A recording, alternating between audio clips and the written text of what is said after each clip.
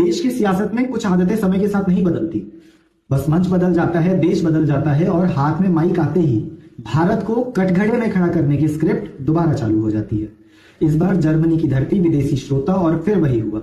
भारत के लोकतंत्र, संविधान और संस्थाओं पर हमला करते हुए दोबारा नजर आए राहुल गांधी।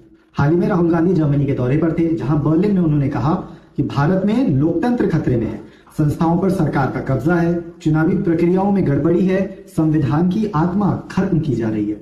सवाल ये नहीं है कि विपक्ष सवाल क्यों पूछता है, सवाल ये है कि बार बार विदेश जाकर भारत को फेल्ड डेमोक्रेसी की तरह पेश क्यों किया जा रहा है। ये पहली बार नहीं है। याद कीजिए, अमेरिका, ब्रिटेन, फ्रांस और अब जर्मनी, हर बार की कहानी एक ही है। भारत खराब है, सिस्टम सड़ा है, लोकतंत्र खत्म है। अगर भारत इतना ही असफल है तो राहुल गांधी जी, आप सांसद कैसे बने? आपने यात्रा कैसे कर ली? आप चुनाव कैसे लड़े? आप सांसद कैसे बने? आप लोकसभा में भाषण कैसे देते हैं और आप उसी लोकसभा के नेता विपक्ष कैसे हैं? राष्ट्र की संप्रभुता केवल सीमा से नहीं बनती, बल्कि छवि, विश्वास और संस्थागत सम्मान से बनती है। विदेशी मंच पर भारत की चुनावी प्रणाली पर सवाल सीधे सीधे भारत की साख पर हमला है।